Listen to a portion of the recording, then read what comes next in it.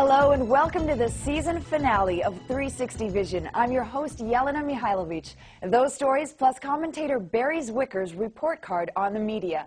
And religious etiquette guide Kevin O'Keefe learns the nature of a Wiccan ritual. But we begin with today's first look. In the past, a church, a mosque, or a temple would be built to serve an already existing community. But that's changing. In some Canadian cities, religious groups are building houses of worship first to attract developers and homebuyers from a specific faith. In today's first look, 360 Vision's Heidi Westfield profiles one of these new faith-based developments.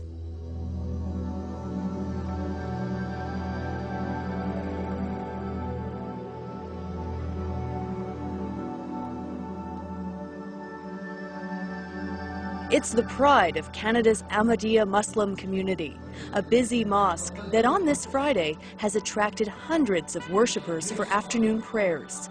Looking at the numbers here, it's hard to believe that 10 years ago, the Baitul Islam Mosque was barely used. We were looking for a piece of land which was a little larger parcel and somewhat in the central location in relation to GTA. When the mosque was built in '92, it was still sitting in the middle of cornfield and tomato fields. It looked beautiful, but the users were very far and few between. If I would say that the mosque was being used maybe 10% of its capacity at the time. The backdrop that makes this mosque so striking is also what makes it so inaccessible. Vaughan is about an hour's drive from Toronto. At the time, hard to get to. You know, we had done a mosque, a beautiful mosque. The users are not close by. Big problem was the transportation, no public transportation. People who had cars, they could come, but people who were using public transit, they had difficulties. This is where it all began. But instead of giving up, Nasir Ahmad helped spearhead a campaign to build a community around the mosque, a blueprint for a community of faith, complete with street signs reflecting the history and the people of the Ahmadiyya movement. The idea was very brand new at the time. Nothing of this sort had ever been executed previously. That you do or you promote a subdivision based on the commonality of faith. Some of the fears they had was, would it be a good idea to create a neighborhood too homogeneous? Would it be a good idea to be living so close to each other when everybody knows everybody? Property values, would they increase or decrease? Can we find buyers for our homes if they wanted to sell later on? Despite those issues, the project moved forward, but slowly. It took a while to convince banks and builders to support the development. I had to go out and do speeches in community meetings. The president of the community had to do a lot of speeches. We had to help people out in terms of mortgage arrangements.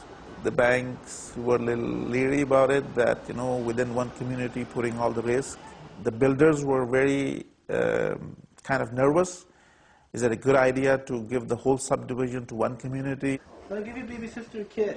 Asif Khan and his wife Tanya were one of the first to buy into the concept. They moved into a home in Peace Village 3 years ago. It's very unique. It's very comfortable in terms of you tend to know not only your neighbors but the whole street. And you know, you always hear of way back when walking down the street and people saying hello or good morning to one another and smiling, and that doesn't always exist. Well, it definitely exists in this community. The mosque that was once so hard to get to is now just a short walk away for many.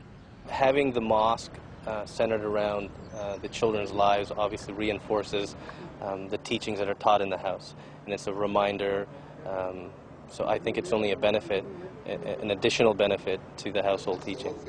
The mosque, once hardly used, is now used at 80 to 90% capacity. It was so important that the place I work was about 10 minutes drive I lived, but now it's about 20 minutes drive. But I still prefer to be here for the sake of my children. I've made so many friends here, and it's really nice. I come to prayer every day, in the morning, in the afternoon, in the evening. It's just one family. But being part of a tight community can have its drawbacks. You know, news tends to travel a lot quicker, right? Bad and the good. The bad and the good.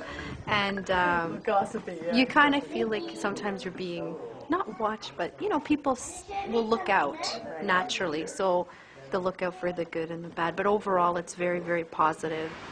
The threat of being too insular is always there, but they try to deal with that by opening Peace Village to non-Muslims and by holding seminars to introduce people to the Muslim faith. Having a community structured the way it is around a mosque, especially as Muslims, I think has been a wonderful opportunity to break down sometimes the negative stereotypes that Muslims may have, and especially with recent events. We hold various symposiums and question and answer sessions at the mosque.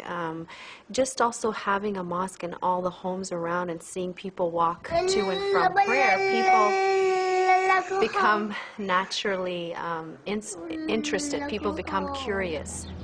Near the corner of Mosque Gate and Ahmadiyya Avenue is the entrance to Peace Village.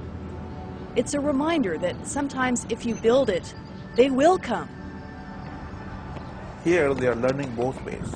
They are learning the Western education system as secular system, but at the same time they are participating in their culture and their values and their religion. They are coming up with a very nice balanced approach to life, basically, of living in harmony with other cultures, while at the same time preserving their own.